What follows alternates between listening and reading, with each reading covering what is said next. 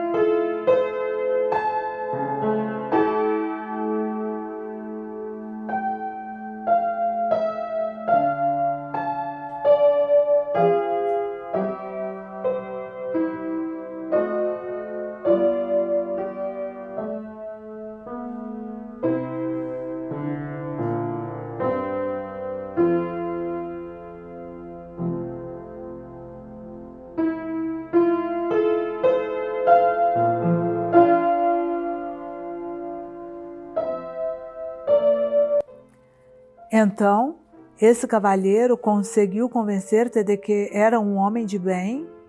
Olha que um homem de bem não é coisa que surja e se reconheça por tal assim tão depressa.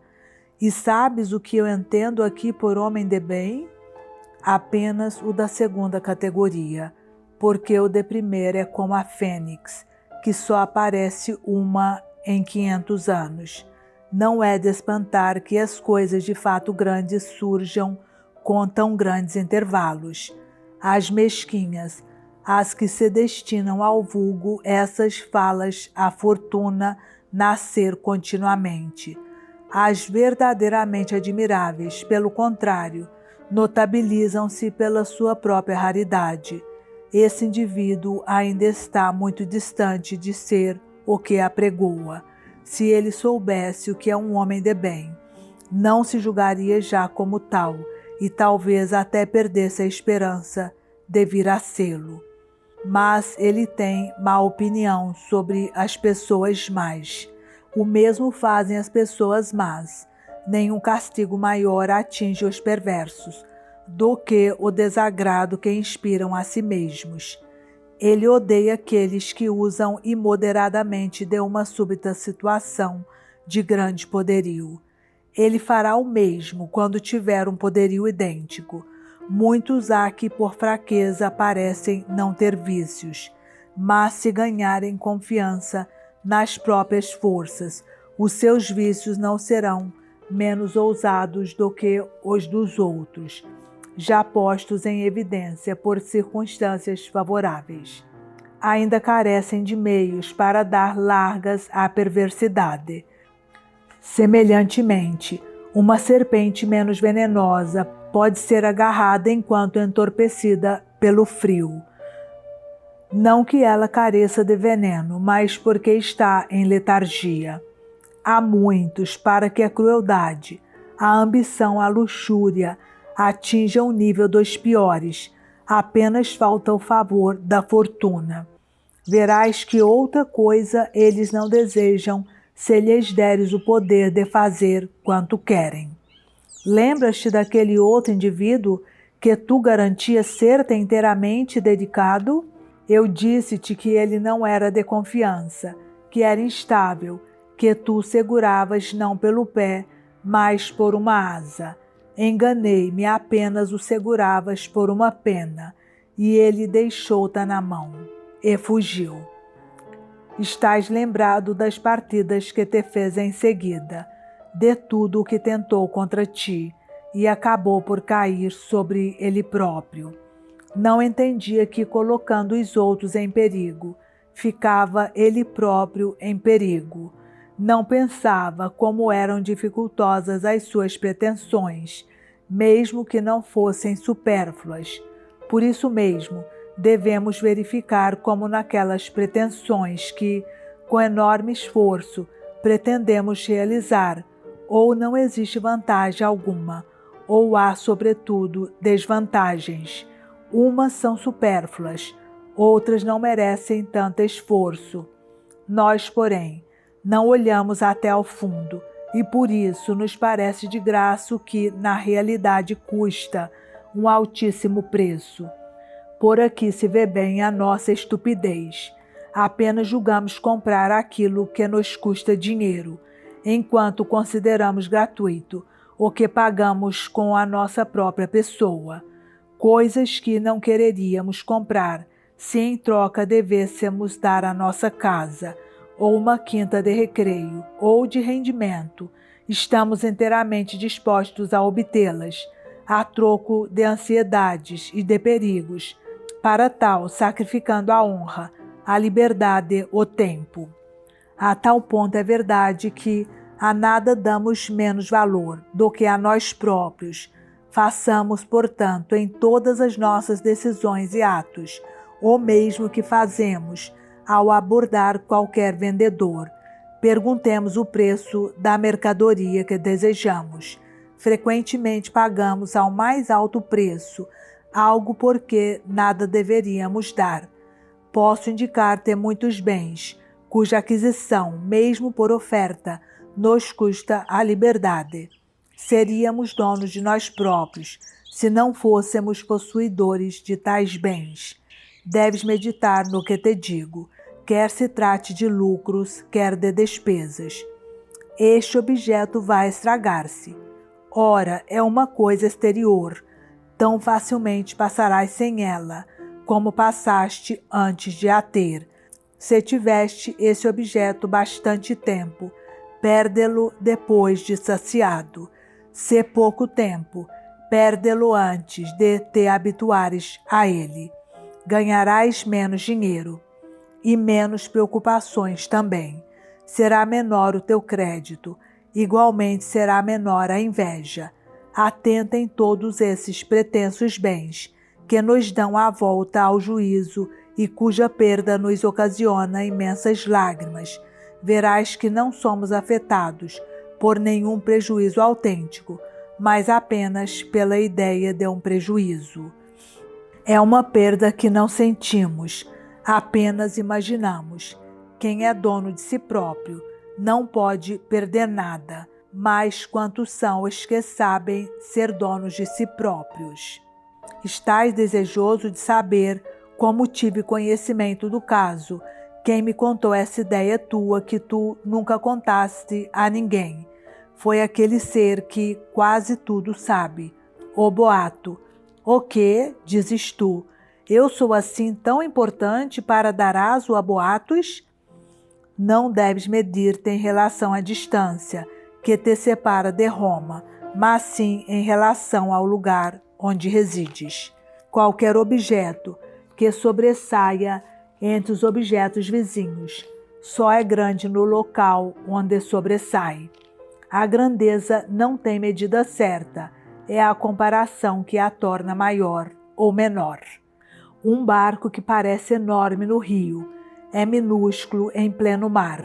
Um leme pode ser grande para uma embarcação e pequeno para outra. Na província onde estás, por muito pouco que estimes o teu valor, és uma personalidade. Todos procuram saber como vives, como jantas, como dormes, e por isso mesmo tens de dar mais atenção ao teu estilo de vida. Considera-te um homem feliz, quando puderes viver sob olhos do público, quando as paredes da tua casa te protegerem sem te ocultar. Paredes essas que a maioria imagina existirem não para que vivamos mais protegidos, mas para que prevariquemos mais às escondidas. Vou dizer-te uma coisa pela qual poderás avaliar o nosso estilo de vida. Raro será aquele que é capaz de viver com as portas abertas. Os porteiros foram inventados pela má consciência, não pela vaidade. A nossa vida é tal que verem-nos de surpresa equivale a acolherem-nos em flagrante delito. De que vale, então, fecharmos-nos em casa ao abrigo dos olhos e dos ouvidos alheios? A boa consciência exige o testemunho dos outros. A má vive em contínua ansiedade, mesmo na solidão. Se os teus atos são honestos, deixa que todos os conheçam. Se são vergonhosos, para que serve ocultá-los dos outros quando tu próprio os conheces? Desgraçado serás tu, se desprezares o teu próprio testemunho. Aí estás de novo, a portar-te como um garoto, a queixar-te de seres pouco dotado pela natureza a princípio, pela fortuna em seguida, quando afinal está na tua mão distinguires-te do vulgar e ergueres-te ao máximo de felicidade possível ao homem. Se outra vantagem, além de si mesma, a filosofia possui, entre elas se contará a indiferença pelas árvores genealógicas. Se buscarmos as mais remotas origens, veremos que todo homem descende dos deuses. Tu és um cavaleiro romano, e foi graças à tua atividade que chegaste a essa ordem. Muitos há, todavia, a quem as 14 filas permanecem inacessíveis. Nem todos têm entrada no Senado. Até os quartéis escolhem com minúcia aqueles que são admitidos a participar nos duros perigos da milícia. A sabedoria, pelo contrário, está ao alcance de todos. Para ela, todos somos de nascimento nobre. A filosofia não rejeita nem elege ninguém. A sua luz brilha para todos. Sócrates nunca foi patrício. Cleantes andou acarretando água, contratado para regar um jardim. Platão não chegou à filosofia por ser nobre. Ela é que o enobreceu. Por que razão perderás tu a esperança de vir a ter uma sorte idêntica? Todos estes homens serão os teus antepassados, desde que o teu comportamento seja digno deles. E sê-lo-á, se começares por te convencer de que ninguém te cederá em nobreza. Qualquer de nós possui o mesmo número de avós. Ninguém há cuja origem se não perca na memória dos tempos. Diz Platão que todo rei descende de escravos, que todo escravo é descendente de reis. As diferentes condições sociais foram confundidas por longa série de perturbações. Toda fortuna elevou ou abateu. Qual é o homem de natureza nobre? Aquele que pela natureza foi dotado para a virtude. Apenas este ponto importa ter em consideração. Quanto ao resto, se fores invocar a antiguidade, não há família que não tenha antes de si o vazio. Desde a primeira origem do mundo até aos nossos dias, a humanidade percorreu uma série alternada de grandeza e decadência. Um átrio cheio de bustos enegrecidos pelo fumo não faz de ninguém um nobre. Nenhum homem viveu para dar glória. Nada do que nos precedeu no tempo nos pertence. A alma é que nos dá a nobreza, uma nobreza a que qualquer um pode aceder, independentemente da sua condição social. Imagina que não és um cavaleiro romano, mas sim um liberto.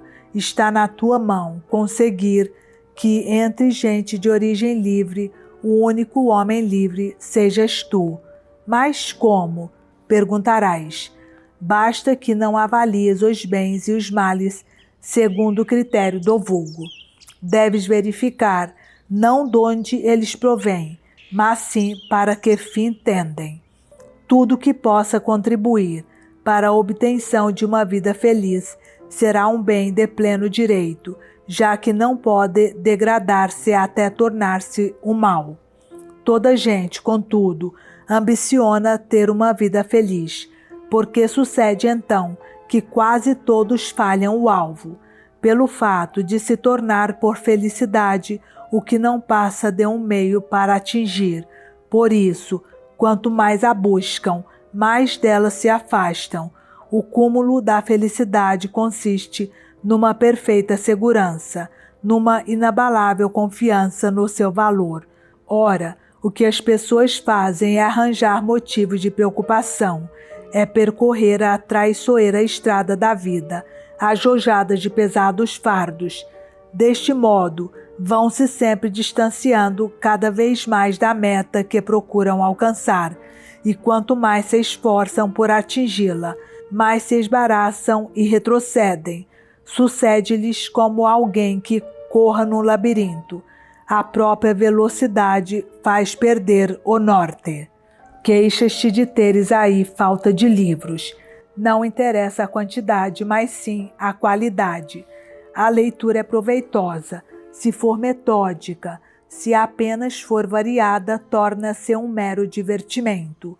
Quem deseja chegar à meta que se propôs, deve seguir um só caminho e não vaguear por vários. De outro modo, não viaja, deixa-se ir ao acaso. Vais responder-me que me não pedes conselhos, mas sim que te mande livros.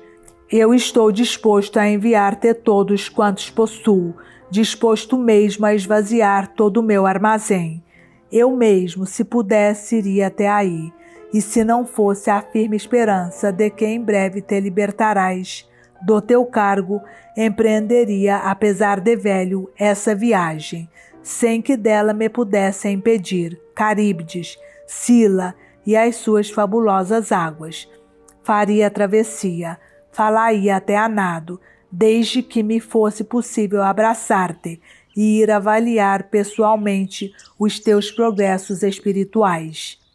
Adiante, pelo fato de me pedires que te envie as minhas obras, não vou imaginar-me um talento literário, como não iria imaginar-me uma beleza, se porventura pedisse que te enviasse o meu retrato. Sei que disseste isso por boa vontade, não por madura reflexão. E se acaso resulta de uma reflexão, foi porque a boa vontade ta ditou.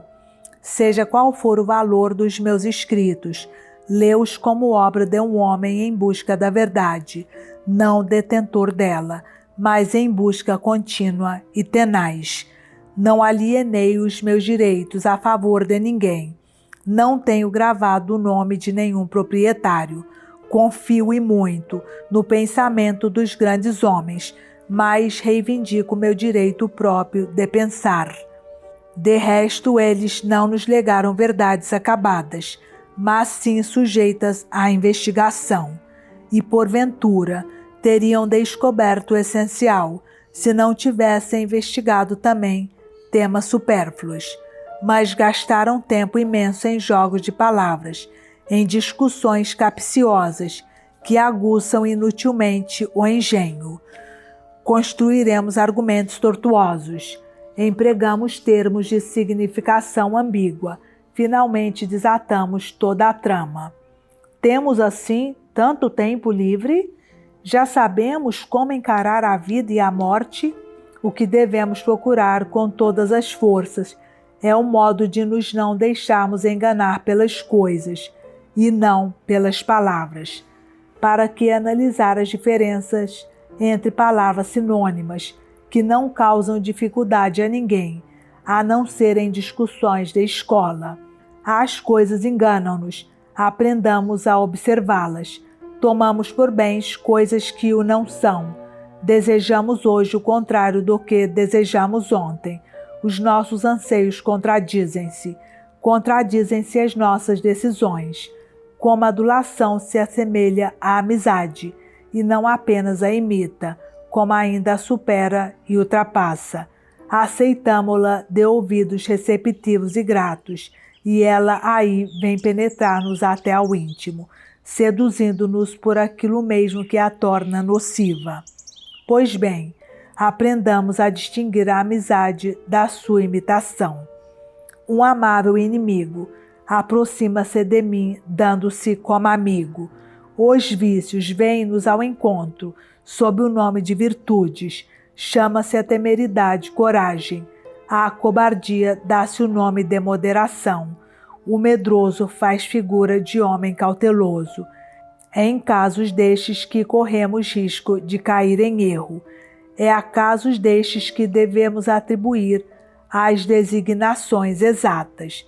Se perguntarmos a alguém Se tem cornos, ninguém será tão estúpido que vá levar a mão à testa, nem, por outro lado, tão imbecil ou obtuso que precise de uma sutil argumentação para se convencer se os tem ou não. Tais sutilezas enganam-nos, mas inocentemente, como as tigelas e as pedrinhas dos ilusionistas. Toda graça está no próprio truque. Explique-se como ele se faz, e todo o interesse se vai. O mesmo direi destas artimanhas, pois que melhor nome haverá para os sofismas. Não nos prejudique ignorá-las, nada nos adianta conhecê-las. De resto, se estiveres interessado em analisar ambiguidades vocabulares, verifica antes que homem feliz não é aquele que o vulgo entende por tal, ou seja, um homem de grandes recursos monetários. É, sim, aquele para quem todo bem reside na própria alma.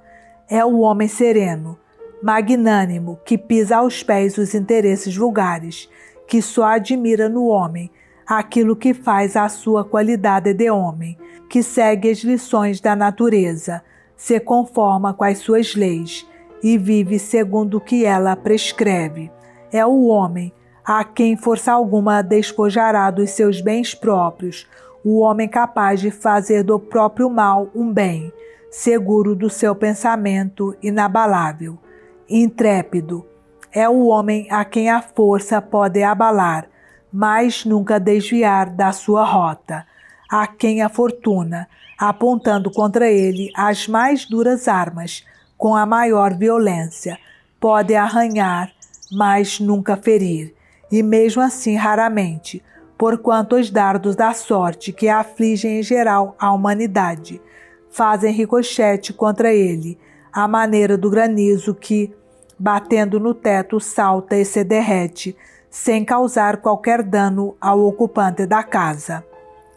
Para que me fazes perder tempo, com argumento a que chamas o mentiroso, sobre o qual já tanto se tem escrito? Toda vida, em meu entender, é uma mentira. Já que és tão engenhoso, critica e recondula ao caminho da verdade. Ela considera como necessárias coisas que em grande parte não passam de supérfluas, e mesmo as que não são supérfluas, não contribuem em nada para nos dar bem-estar e felicidade. Pelo fato de ser necessária, uma coisa não é, desde logo, um bem, ou então degradamos o conceito de bem, dando este nome ao pão, à polenta e a tudo o mais imprescindível à vida. Tudo que é bem é por isso mesmo necessário, mas o que é necessário não é forçosamente um bem. Há muita coisa necessária e simultaneamente de baixo nível. Ninguém é tão ignorante da dignidade do bem que degrade o conceito ao nível dos objetos de uso diário. Pois bem, não seria melhor que te aplicasses antes a mostrar todo o tempo que se perde na busca de superfluidades, a apontar como tanta gente desperdiça a vida na busca do que não passa de meios auxiliares? Observa os indivíduos, considera a sociedade, todos vivem em função do amanhã. Não sabes que mal há nisto? O maior possível. Essa gente não vive, espera viver e vai adiando tudo. Ainda que lhe dessemos toda atenção, a vida ultrapassar-nos-ia. Se andarmos assim à deriva, ela passa por nós como uma estranha, termina com nosso último dia, mas vai-se cotidianamente perdendo. Mas, para não exceder a dimensão normal de uma carta que não deve encher a mão esquerda do leitor, adiarei para outra altura esta discussão com os dialéticos, gente em excesso sutil, e cuja única preocupação é esta, e apenas esta. Chegou-me às mãos aquele teu livro que me havias prometido. Na intenção de eu ler com mais vagar, limitei-me a abri-lo, como quem para prová-lo. Ele mesmo, porém, me tentou a prolongar a leitura, e podes compreender como me foi grata a sua linguagem. Se te disser que é de leitura fácil, muito embora exceda as dimensões habituais das minhas obras e das tuas, parecendo à primeira vista um volume de Tito Livio ou de Epicuro. O certo é que o agrado da leitura tomou por completo conta de mim e li-o até ao fim, sem mais delongas. O sol atraía-me, a fome dava sinal de si, as nuvens ameaçavam-me. Nada me impediu de concluir uma leitura que me encheu não só de prazer, como de alegria. Que talento, que força de alma tem este homem! Diria até que rasgos de entusiasmo, se acaso ora escrevesse com mais calma, ora com mais calor. Mas não eram rasgos de entusiasmo, era uma inspiração contínua.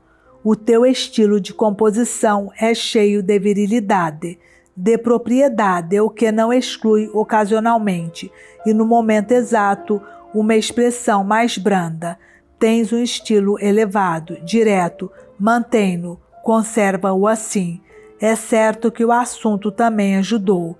Por isso mesmo, há que escolher um tema abundante, que atraia e desperte a imaginação. Dir-te-ei mais sobre o teu livro quando tiver relido. Por agora, a minha opinião não é ainda firme. É como se tivesse ouvido, não lido. Permite que o analise com cuidado. Não tens que recear. Apenas te direi a verdade.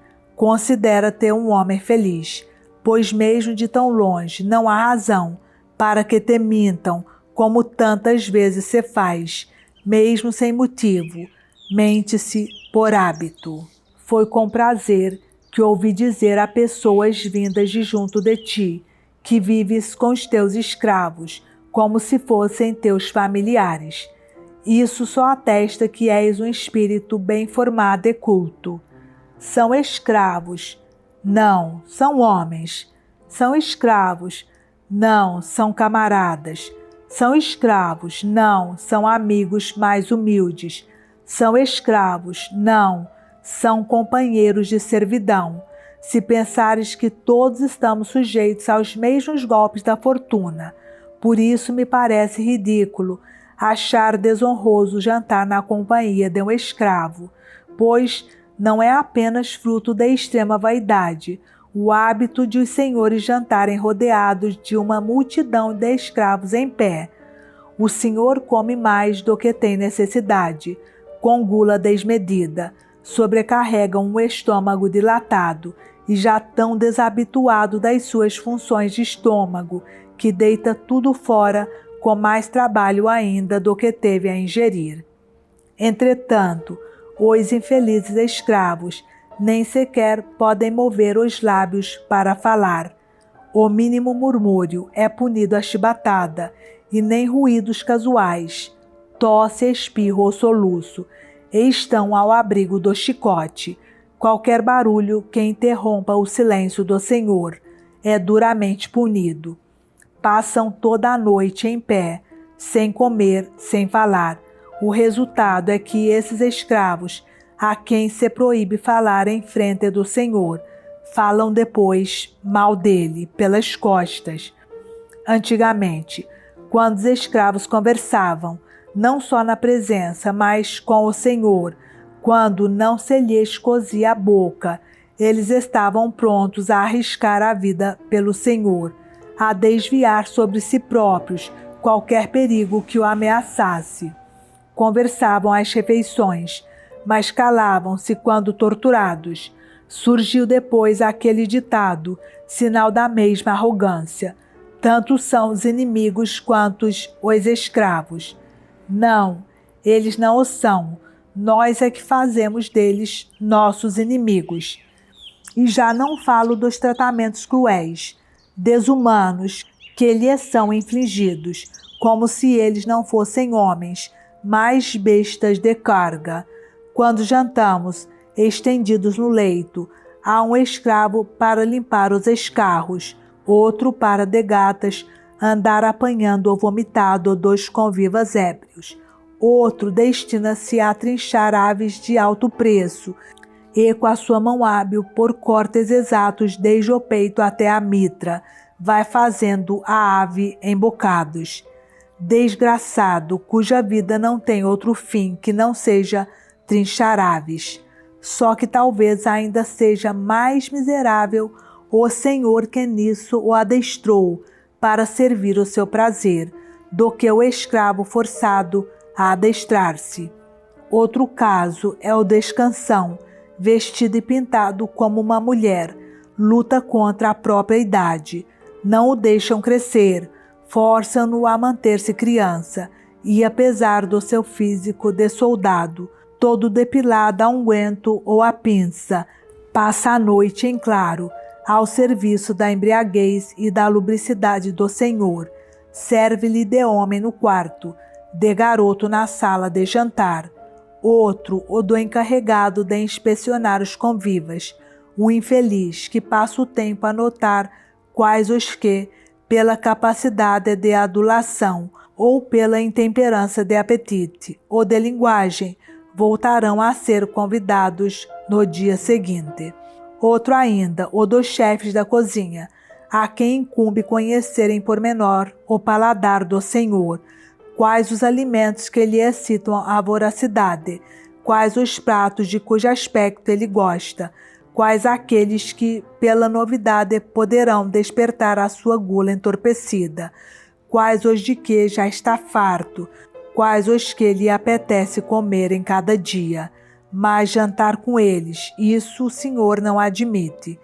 Consideraria uma ofensa aos seus pergaminhos sentar-se com o escravo à mesma mesa. Justiça divina. Quantos senhores não provém da classe servil? Eu vi parado à porta de Calisto, o seu antigo dono. Vi o mesmo homem que lhe pusera o escrito ao pescoço, que o mandara ser vendido entre os escravos de refúgio, ser retido à entrada enquanto outros passavam.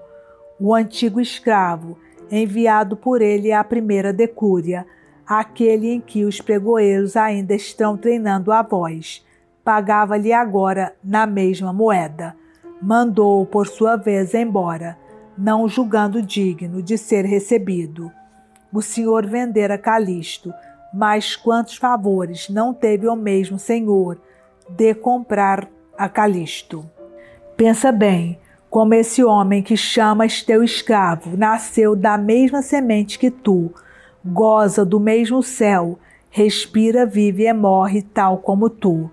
Tanto direito tens tu a olhá-lo como homem livre, como ele a olhar-te como escravo.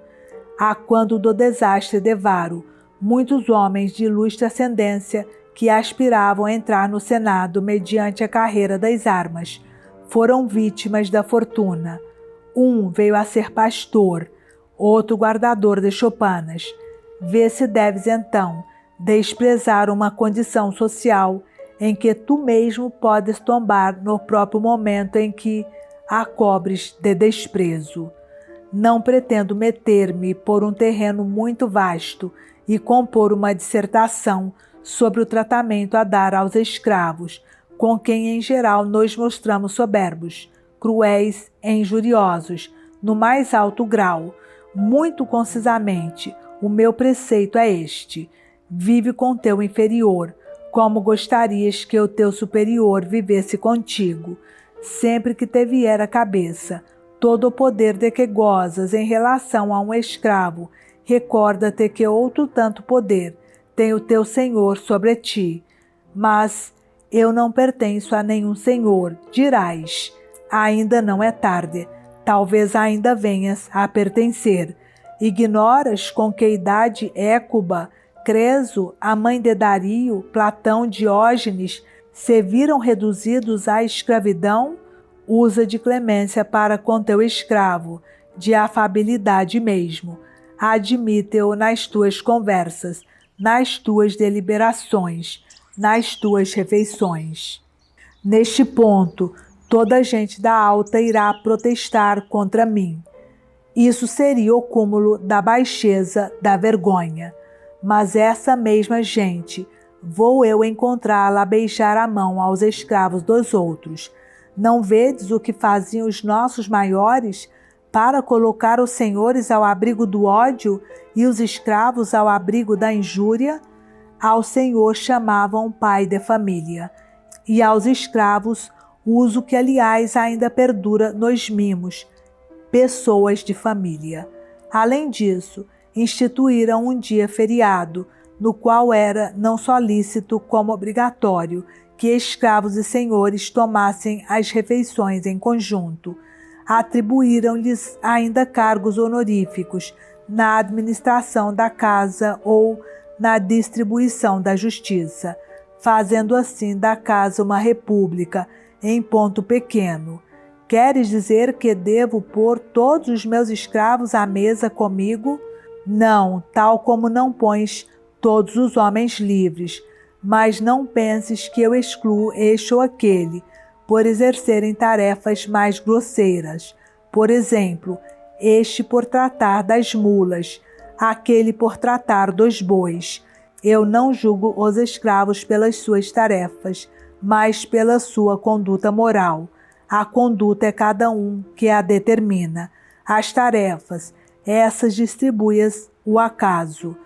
Alguns deverão jantar contigo porque são dignos de ti, outros para que o sejam, algo de servil que persista neles, devido às suas relações com gente baixa. A convivência com pessoas de bem acabará por o eliminar. Não há razão, caro Lucílio, para só buscares amigos no foro ou no senado.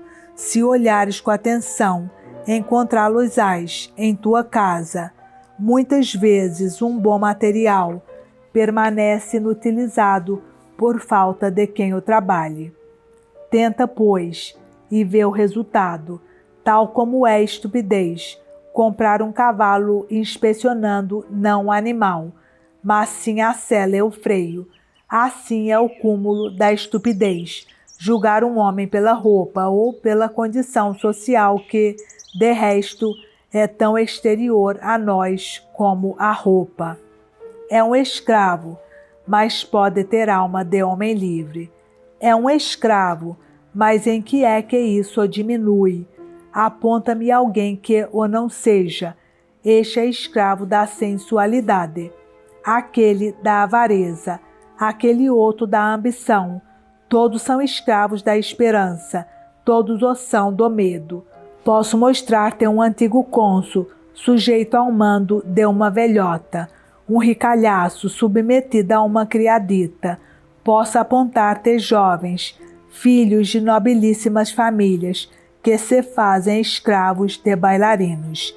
Nenhuma servidão é mais degradante do que a voluntariamente assumida.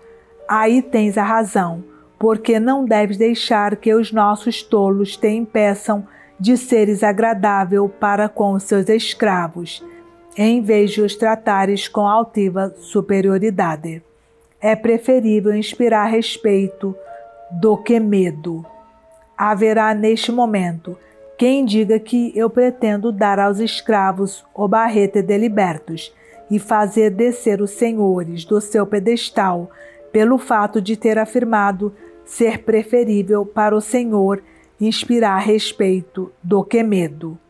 Pois que, dirão, que nos respeitem como se fossem nossos clientes, nossos protegidos?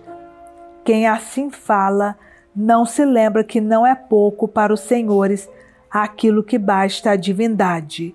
Quem é respeitado é também amado, ao passo que o amor nunca pode ir de par com o medo.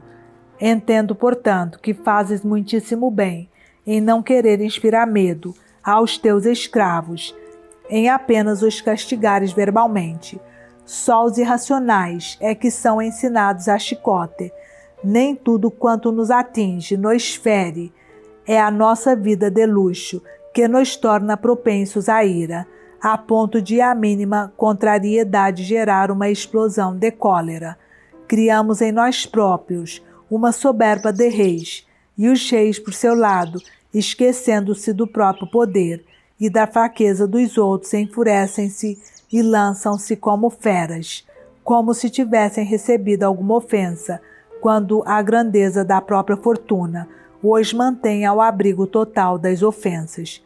Eles bem sabem que é assim, só que buscam todas as oportunidades para fazer mal. Sentir-se lesados é para eles um meio de poderem lesar os outros. Não quero demorar-te mais tempo. Tu não careces já das minhas exortações. Entre outras, a moralidade tem ainda esta vantagem. Satisfaz-se de si mesma, permanece sempre idêntica. A maldade, essa instável, está constantemente a mudar, a tornar-se não menos gravosa, mas apenas diferente.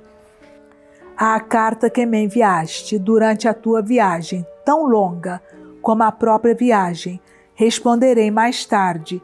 Tenho de me concentrar e analisar com cuidado os conselhos a dar-te.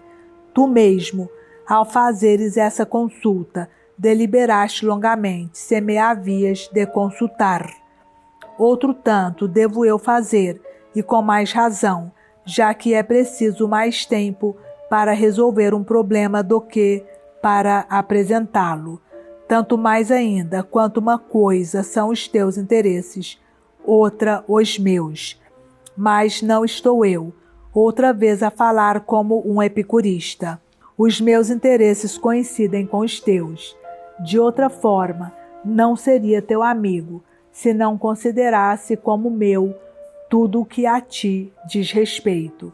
A amizade estabelece entre nós uma comunhão total de interesses. Nem a felicidade, nem a adversidade são fenômenos individuais. Vivemos para a comunidade. Não é mesmo possível alguém viver feliz se apenas se preocupar consigo, se reduzir tudo às suas próprias conveniências. Tem de viver para os outros, quem quiser viver para si mesmo. A convivência, observada com nobre e contínuo empenho, que nos insere como homens, entre outros homens, e admite a existência de algo comum a todo o gênero humano, é da maior importância para o desenvolvimento daquela convivência mais íntima, a amizade, de que eu há pouco falava. Quem tiver muito de comum com os outros homens, terá tudo em comum com o seu amigo. Aqui está Lucílio, homem bom entre os bons, o que eu prefiro que me expliquem os nossos doutos mestres, ou seja, quais os deveres que eu tenho para com um amigo, ou para com qualquer homem, em vez de me ensinarem todos os matizes da palavra amigo ou todos os significados da palavra homem. A sabedoria e a estultícia seguem por caminhos opostos. Que caminho será o meu? Que direção devo seguir? Para um, todo homem é um amigo, para outro, o amigo deixa de contar como homem. Este procura conseguir um amigo, aquele fazer-se amigo de outrem. E assim se torturam as palavras, e se desfiam as sílabas.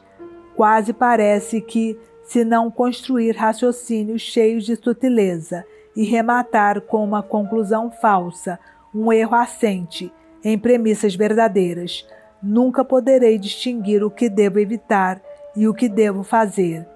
Que vergonha, já velhos, pormos-nos a brincar com um assunto tão sério. Rato é um dissílabo. Ora, o rato rói o queijo. Logo, um dissílabo rói o queijo. Imagina que eu sou incapaz de resolver essa questão.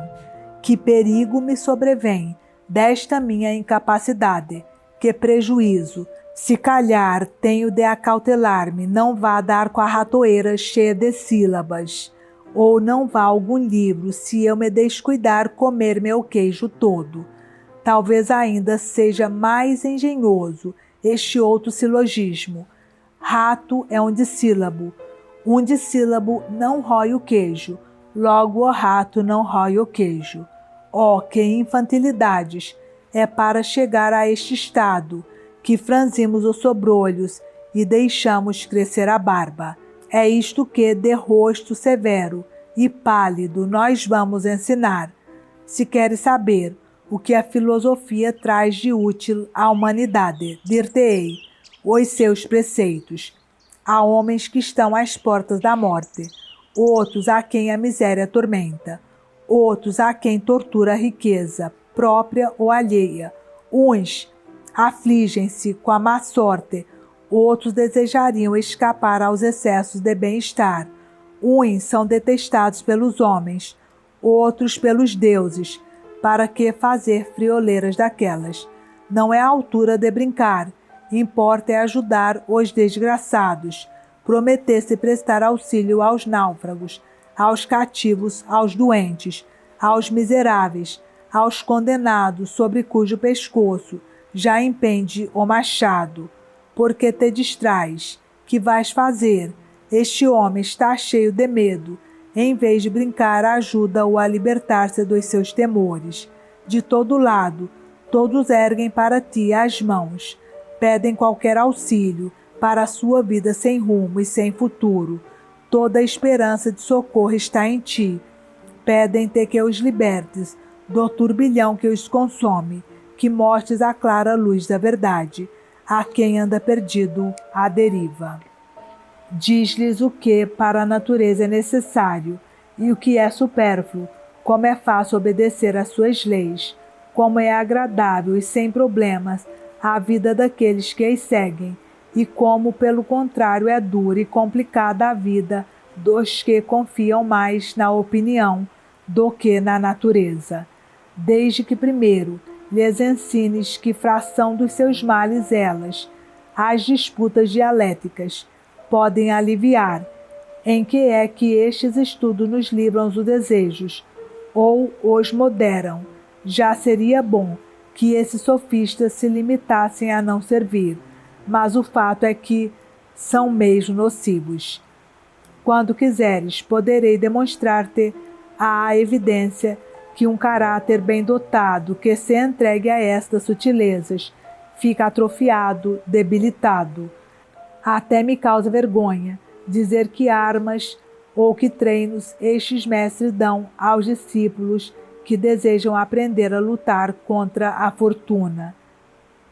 É por esta via que se atinge o supremo bem? É pela via destes, dado isto ou dado aquilo, filosóficos, sutilezas vergonhosas e inúteis, mesmo para os causídicos versados nos éditos do pretor?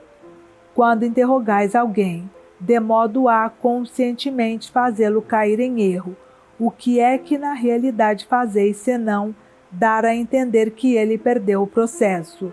Mas o que a uns faz o pretor, a outros faz a filosofia, restitui a posse dos seus direitos. Porque vos afastais das vossas grandes promessas, das vossas solenes palavras, com que garantias que os meus olhos deixariam de impressionar-se com o brilho do ouro ou das armas, e que eu seria capaz de calcar aos pés, com inabalável firmeza, tudo quanto os outros desejam ou receiam. Porque desceis agora a essas minúcias de gramático. Que dizeis?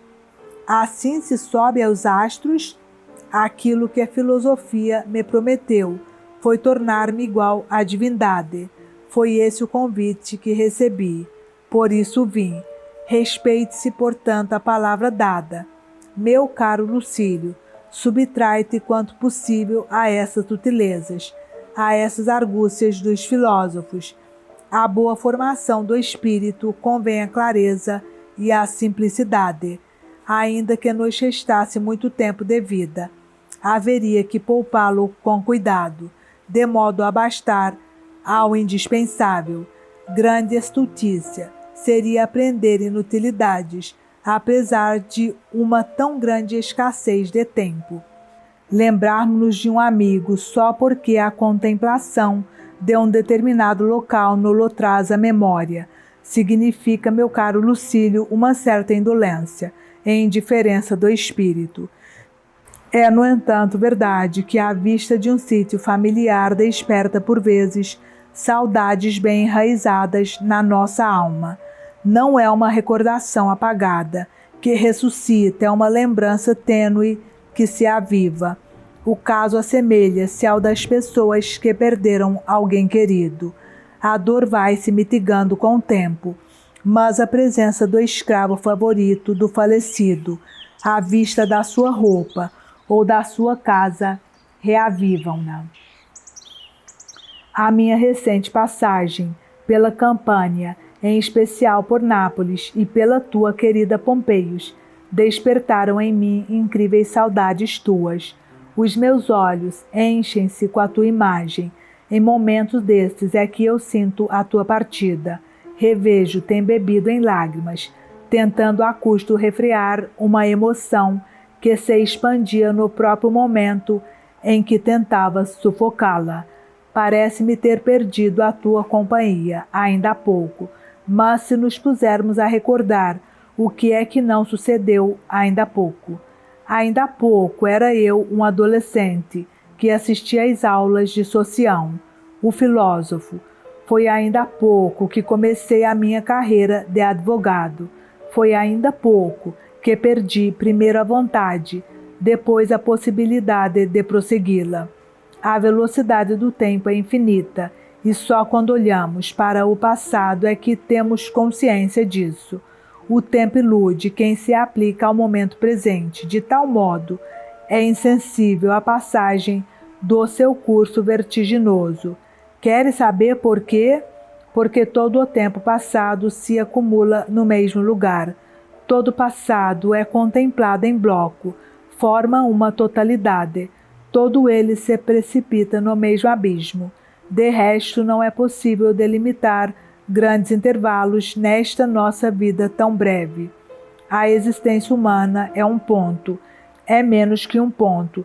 Só por troça é que a natureza deu à tão diminuta existência a aparência de uma grande duração, dividindo a infância em adolescência, em juventude, em período de transição da juventude à velhice, finalmente em velhice. Tantos períodos, num tão exíguo espaço de tempo. Ainda há pouco me despedi de ti, quando partiste. Este há pouco, contudo, representa uma boa parte da nossa curta existência, da qual não esqueçamos, em breve nos veremos privados. Habitualmente não me parecia tão veloz a passagem do tempo. Agora, porém, parece-me incrivelmente rápida. Talvez porque sinto aproximar-se o fim, talvez porque passei a dar-lhe atenção e a avaliar o desgaste que em mim provoca. Por isso mesmo, me causa indignação ver como as pessoas gastam em futilidades a maior parte de uma vida que, mesmo despendida com a maior parcimônia, não seria bastante para as coisas essenciais. Dizia Cícero que nunca teria tempo para ler os poetas líricos, ainda que a sua vida duplicasse. Ou mesmo, direi eu, dos dialéticos, cuja insensatez ainda é mais confrangedora, pois se aqueles são fúteis deliberadamente, estes estão convencidos de que fazem obra útil. Não nego que se deva dar uma olhadela ao estudo da dialética, mas uma olhadela apenas, uma saudação, por assim dizer, feita cá de longe, e com este único propósito, o de não tomarmos o que não passa de palavreado como se fosse a expressão de algum grande e profundo pensamento. Para que deixares-te torturar por um problema que é mais correto ignorar do que tentar resolver? Quem faz uma viagem tranquila e sem pressas pode ir colecionando lembranças, mas quando o inimigo ataca, quando o soldado tem ordem de marcha, a urgência da situação o obriga a deitar fora tudo o que se colecionara nos tempos de lazer. Não tenho vagar para exercitar a minha sagacidade na análise de expressões de significado ambíguo. Vê todos os povos aliados, vê as fortalezas que, de portas encerradas, aguçam as espadas. É meu dever escutar corajosamente todo este estrépito guerreiro que me rodeia. Todos me considerariam louco, e com razão, se enquanto velhos e mulheres acarretam pedras para reforço das muralhas, enquanto os homens armados aguardam ou reclamam diante das portas, ordem de sortida, enquanto os dardos inimigos se cravam, vibrando nos batentes, enquanto o próprio solo estremece com as escavações dos sabotadores, eu me deixasse ficar sentado e quieto, meditando em silogismos do tipo: tu possuis aquilo que não perdeste. Ora, tu não perdeste os cornos, logo tu tem cornos. Ou outras sutilezas construídas segundo este delirante modelo. Também tu me deverias considerar demente, se me visses ocupado com problemas destes. É que eu também estou sustentando um cerco, só que num cerco real, o perigo seria proveniente do exterior. Haveria uma muralha a separar-me do inimigo. No cerco de que falo, todavia, as armas mortais estão dentro de mim. Por isso não tenho vagar para bagatelas. Estou ocupado com tarefa mais importante. Como hei de agir? A morte persegue-me, a vida escapa-se-me. Aconselha-me o que fazer nesta situação. Indica-me como conseguir que nem eu fuja da morte, nem a vida fuja de mim. Dá-me coragem para encarar as dificuldades, para afrontar o inevitável. Torna-me menos angustiante a falta de tempo. Diz-me que o que a vida tem de bom não é a sua duração, mas sim o modo como a empregamos. Diz-me o que é possível, e é mesmo que sucede as mais das vezes, viver-se longamente. E mesmo assim, viver-se pouco. Quando for adormecer, diz-me, olha que podes não acordar. Quando acordar, diz-me, olha que podes não voltar a dormir. Diz-me ao sair de casa, que poderei não regressar. Diz-me ao regressar que poderei não voltar a sair. Estás enganado, se pensas que apenas numa viagem por mar é mínima a distância entre a vida e a morte. Em qualquer lugar, o espaço que os separa é igualmente diminuto. Nem em todas as situações a vizinhança da morte é tão visível, mas em todas é igualmente próxima. Ilumina as minhas trevas, e mais facilmente me transmitirás um ensinamento para o qual estou preparado. A natureza dotou-nos com a aptidão para aprender, deu-nos uma razão imperfeita, mas capaz de aperfeiçoamento. Discute comigo sobre a justiça, a piedade, a austeridade, os dois tipos de castidade, aquela que não atenta contra o pudor alheio e aquela que respeita o pudor próprio. Se aceitares não me conduzir por atalhos, mais facilmente atingirei o alvo que pretendo. Como diz o poeta trágico, é simples o discurso da verdade. Por isso mesmo não devemos complicá-lo. Nada será mais prejudicial a quem tem propósitos elevados do que a falaciosa sutileza da dialética. Recebi a tua carta muitos meses depois de ma teres enviado. Julguei por isso que seria inútil perguntar ao mensageiro como ia a tua vida. Era preciso que ele tivesse uma memória de ferro para se recordar. De resto, espero que tu já vivas de modo tal que, onde quer que estejas, eu possa sempre saber como vai a tua vida. Em que consiste de fato a tua vida, senão em te aperfeiçoares um pouco cada dia, em te libertares de um ou outro erro, em entenderes bem como os vícios que imputas às coisas estão afinal dentro de ti. Certos vícios, temos o hábito de atribuí-los aos condicionalismos do lugar e do tempo, mas o certo é que, para onde quer que vamos, esses vícios nos acompanham. Sabes que Arpaste, a boba da minha primeira mulher, continua em minha casa, pois o testamento obrigava-me a assumir esse encargo.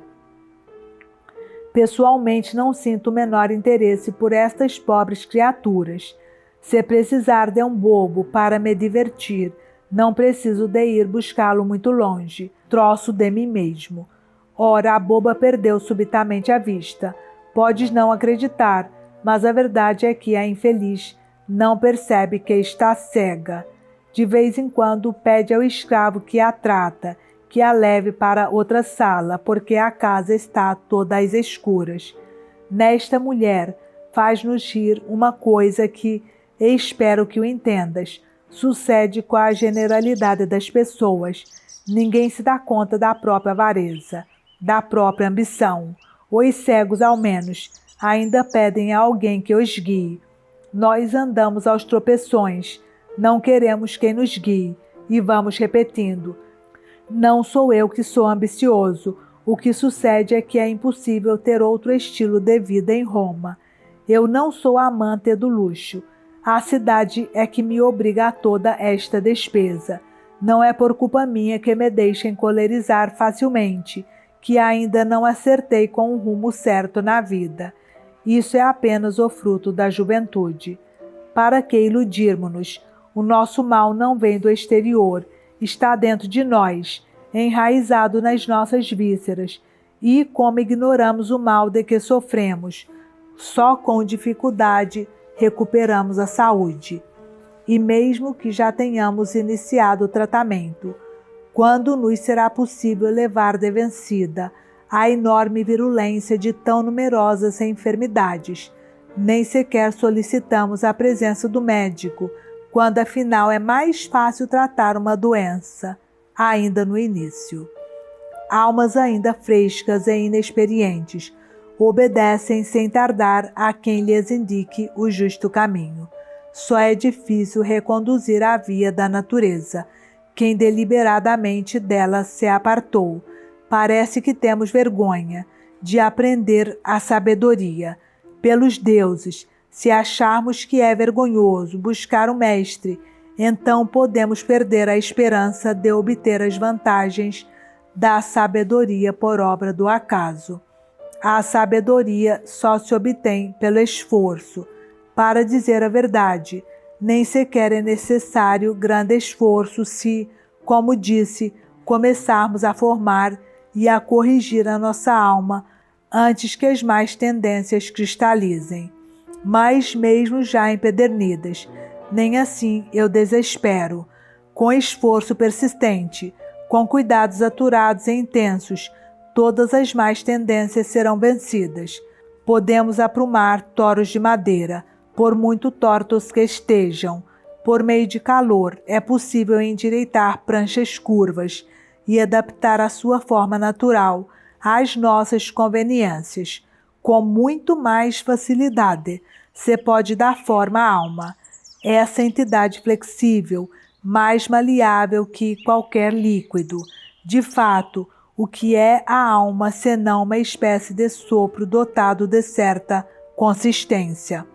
Ora, tu podes observar como o ar é mais elástico que as outras espécies de matéria, precisamente por ser a mais sutil. Não há, pois, Lucílio, motivo para desesperares de nós, pelo fato de a maldade nos dominar, nos possuir mesmo há tanto tempo. Ninguém atingiu a sabedoria, sem primeiro passar pela insensatez.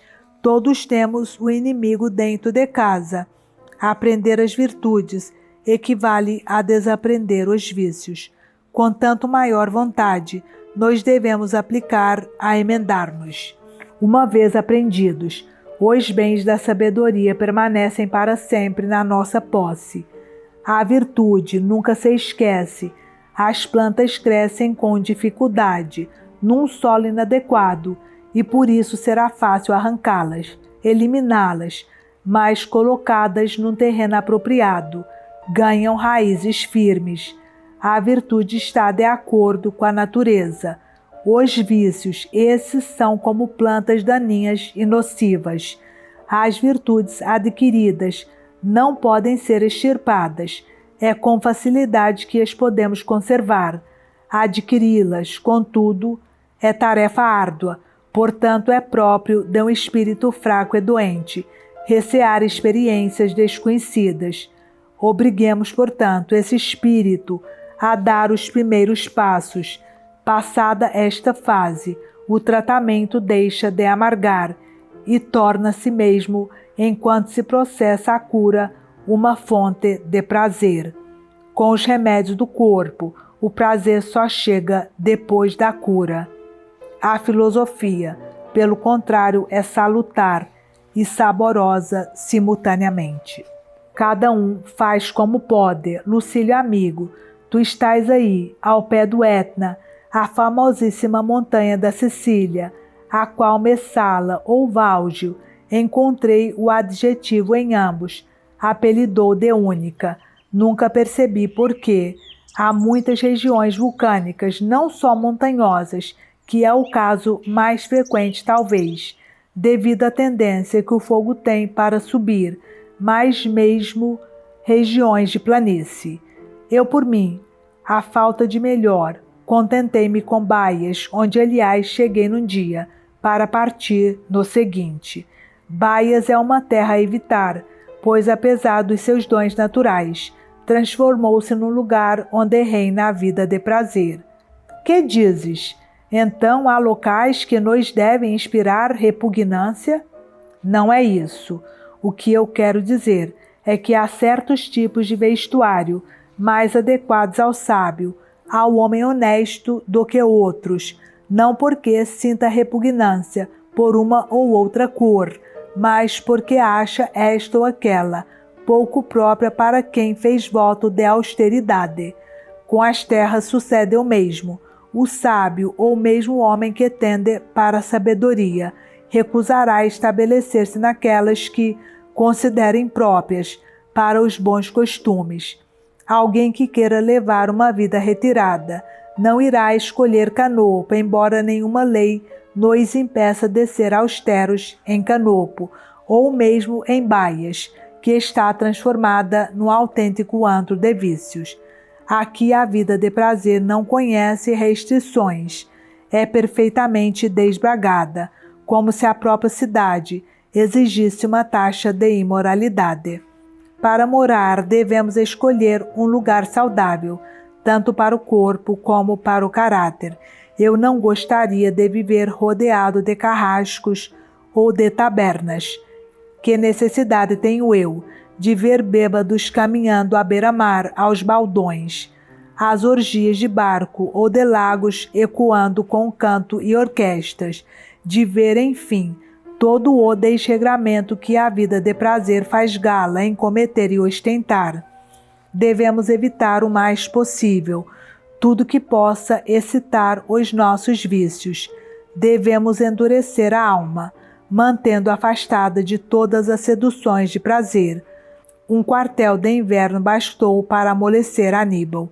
Este homem, que atravessara indômito as neves dos Alpes, sucumbiu às molezas da Campânia. Vencedor na guerra, foi vencido pelos vícios.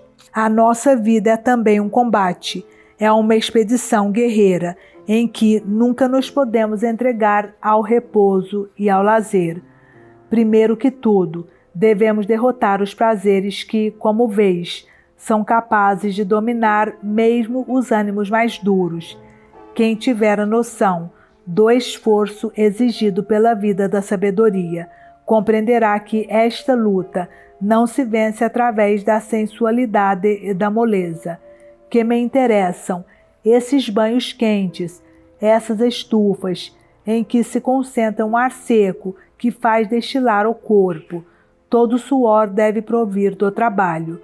Se agíssemos segundo o exemplo de Aníbal, se interrompêssemos o curso das operações bélicas para ir aquecer o corpo no banho, toda a gente nos censuraria com razão. Essa inoportuna preguiça, perigosa para um vencedor, quanto mais para quem ainda anda atrás da vitória. A nossa expedição é mais dura que a dos soldados cartagineses. Recuemos e será maior o perigo. Avancemos e será maior o esforço. A fortuna declarou-me guerra. Eu não obedeço às suas ordens, não aceito seu jugo, mas pretendo mantê-la à distância, o que implica ainda maior coragem. Não posso deixar que a alma amoleça. Se fizer concessões ao prazer, terei de fazê-las a dor, ao cansaço, a pobreza. A ambição e a ira quererão tomar conta de mim. Ver-me-ei dilacerado, despedaçado entre inúmeras paixões. A liberdade é a nossa meta, é o prêmio das nossas canseiras. Sabes em que consiste a liberdade? Em não ser escravo de nada, de nenhuma necessidade, de nenhum acaso, em lutar de igual para igual com a fortuna. Se algum dia eu sentir que ela tem mais força do que eu, mesmo assim, essa força será inútil. Nunca me deixarei vencer. A morte será o meu recurso. Quem atender a estas reflexões deve forçosamente escolher para residir locais sérios e austeros. Um clima excessivamente doce efemina os ânimos. As características geográficas contribuem indiscutivelmente para, em certa medida, diminuir a robustez. As azêmolas, que endureceram os cascos em pisos ásperos, são capazes de percorrer qualquer caminho. Os animais criados em pastagens de terra mole e úmida, depressa se vão abaixo. O melhor soldado é o oriundo das regiões montanhosas, o homem da cidade, o escravo nascido em casa. Esses são os fracos. A mão que passou do arado para as armas aguenta qualquer trabalho. O atleta que se treina com o corpo coberto de óleo sucumbe ao primeiro embate. Um ambiente geográfico mais duro dá firmeza ao ânimo e torna-o apto a grandes empresas. Seria preferível para Cipião passar o exílio em Liturno do que em Baias. À queda de um tal homem, não é justo dar tão voluptuoso retiro. Os primeiros homens em cujas mãos a fortuna do povo romano colocou seu destino. C. Mário, Pompeio, César, edificaram, é certo, as suas vilas na região de Baias, mas foram construí-las no alto dos montes. Pareciam, assim, mais dignas de homens de armas, colocadas em sítios donde completamente dominavam a planície vizinha. Observa a posição que eles escolheram, vê os locais em que elevaram suas casas e considera o seu aspecto. Mais te parecerão fortalezas do que vivendas. Julgas que alguma vez M. Catão iria viver nessa cidade para contar quantas mundanas lhe passavam diante dos olhos de barquinho para contemplar todas as embarcações pintadas de diversas cores, para ver todo o lago coberto de pétalas de rosa e ouvir durante a noite o barulho das serenatas? Não é verdade que Catão preferiria deitar-se numa trincheira cavada por suas mãos para passar uma única noite? E quem, se for homem a sério, não preferirá ser despertado do sono por um clarim guerreiro do que por uma canção? Mas já chega de diatribe contra Baias, contra os vícios, porém, nunca ela será excessiva. Contra este, Lucílio, peço-te que movas uma guerra sem quartel. Os vícios também não teriam mercê contigo. Repele todas as paixões que te dilaceram o coração. Se outra maneira não houver de as arrancar, melhor te seria que, juntamente com elas, arrancasses também o coração. Combate, sobretudo, os prazeres. Trata-os como os teus piores inimigos, tal como os ladrões, a quem os egípcios chamam filetas. Eles só nos abraçam para melhor nos estrangularem. Que tendência é esta, Lucílio, que nos desvia do rumo pretendido, que nos empurra para o ponto donde pretendemos sair, que debate se desenrola na nossa alma e nos impede de manter uma vontade firme. Andamos à deriva, entre resoluções contrárias. Não conseguimos ser fiéis a uma vontade livre, absoluta, constante. Dirás tu que é prova de insensatez não ter um propósito contínuo, um interesse permanente. Mas dessa insensatez, como e quando nos conseguiremos libertar? Por si só, ninguém conseguirá sair do remoinho. É necessário alguém que estenda a mão e ajude a pisar terra firme. Diz Epicuro que certos homens conseguiram atingir a verdade sem qualquer auxílio, desbravando eles mesmos o seu caminho. Para esses que se elevaram a si próprios e espontaneamente, vão seus maiores louvores. Outros há, contudo, que necessitam de apoio externo. São incapazes de marchar se não tiverem um guia, mas tendo-o, avançarão animosamente. Entre os homens deste tipo, Epicuro inclui Metrodoro. São espíritos apreciáveis, embora, por assim dizer, de segunda escolha. Nós não pertencemos aos espíritos de primeira escolha e devemos dar-nos por felizes se formos aceitos entre os de segunda. De resto, não se deve menosprezar alguém que se salva graças à ajuda dos outros, pois querer ser salvo não é questão de somenos importância.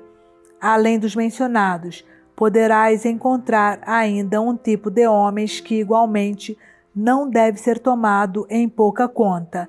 Trata-se daqueles que, por coação, podem ser compelidos a seguir o caminho do bem, que necessitam não já apenas de um guia, mas sim de alguém que os ampare e mesmo passe a palavra que o esforce. Estes serão os de terceira escolha. Se quiseres um exemplo deste tipo, Epicuro indicar-te-á Hermarco. Se os do tipo anterior mereciam as felicitações de Epicuro, os destes suscitavam antes a sua admiração. De fato, embora uns e outros atingissem idêntico objetivo, os últimos são mais de louvar, por se defrontarem com matéria mais difícil. Imagina, por exemplo, que se constroem dois edifícios iguais, ambos altos e soberbos.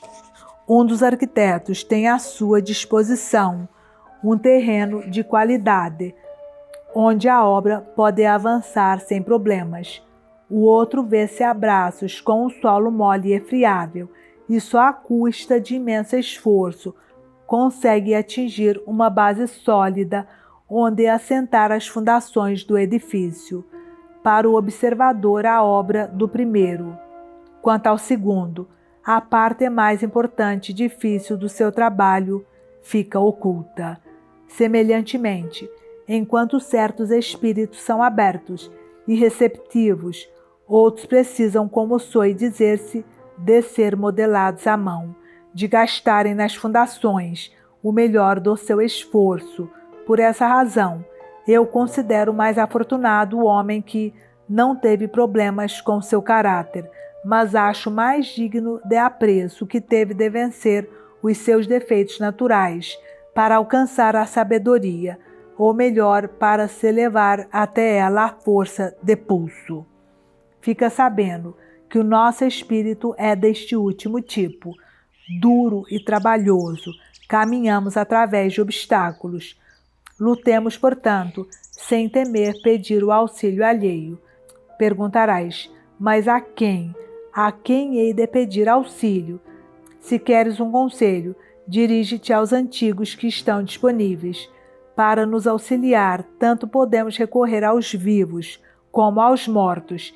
De entre os vivos, devemos escolher não aqueles que têm o verbo fácil e corrente, que repisam lugares comuns e se exibem em círculos restritos, mas sim os que comprovam as suas palavras com os próprios atos e ensinam o que devemos evitar, sem nunca serem apanhados a fazer o que condenam. Em suma, escolhe para teu mestre alguém que te mereça admiração, pelas ações e não pelas palavras. Isto não quer dizer que eu te proíba de escutar aqueles filósofos que têm o hábito de dissertar em público, desde que, no contato com a multidão, eles tenham por objetivo conseguir o aperfeiçoamento tanto do auditório como de si próprios, e não sejam movidos por propósitos interesseiros. Não há nada mais vil do que um filósofo em busca de aplausos. Será que algum doente dá palmas ao cirurgião que o opera? Guardai um silêncio respeitoso. Recebei de bom grado a cura que a filosofia vos dá. Se soltadas exclamações, interpretá-las-ei como um gemido provocado por sentirdes o dedo na ferida dos vossos vícios. A vossa intenção é mostrar-vos atentos e abalados pela grandeza do assunto? Muito bem, mas se a vossa ideia é exprimir um juízo de valor sobre quem vale mais do que vós, como posso eu permitir-vos os aplausos?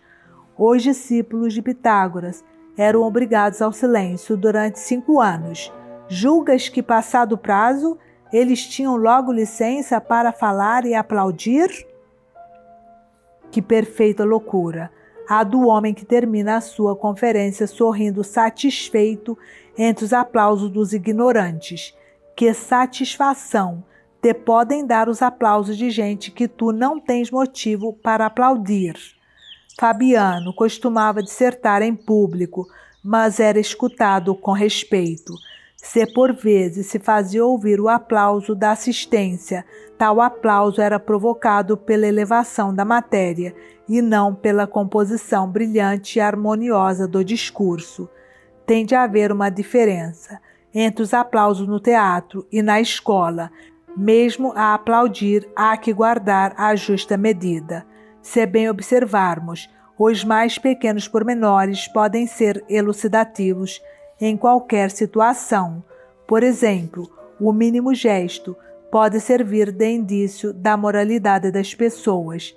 Assim, o homem depravado denuncia-se pelo modo de andar, pelos gestos, por um aparte ocasional, pelo levar do dedo à testa, pelo revirar dos olhos. O aldrabão trai-se pelo modo de rir, o louco pelo rosto e pelas atitudes. Todos estes defeitos se notam por certas marcas perceptíveis. Se quiseres conhecer o caráter de um homem, observa como ele distribui ou provoca os aplausos. Em todo o auditório estalam as palmas ao filósofo. Seu vulto perde-se entre a multidão de admiradores entusiastas. Pois bem, mais do que admiradores, são autênticas carpideiras quem o está aplaudindo. Deixemos esses clamores para aquelas artes que têm por finalidade agradar as massas. A filosofia tem de ser adorada em silêncio. Uma vez por outra, pode permitir-se aos jovens que cedam ao impulso, por serem incapazes de ficar em silêncio. Este tipo de aplauso pode servir de incitamento à própria assistência e de estímulo ao espírito dos jovens, mas importa que eles se entusiasmem com a matéria, não com o estilo do discurso. De outro modo, a eloquência, suscitando interesse não pelo assunto, mas por ela própria, só poderá ser-lhes nociva. Por agora, ponto final nesta questão. O modo de falar da filosofia em público, aquilo que o filósofo se pode permitir em público e ao público, é assunto que necessita de uma explanação completa e longa, que a filosofia se degradou ao entregar-se às massas. Disso não há qualquer dúvida. Poderá, todavia, revelar-se no seu santuário próprio, desde que, para tanto, se confie aos sacerdotes e não aos vendilhões.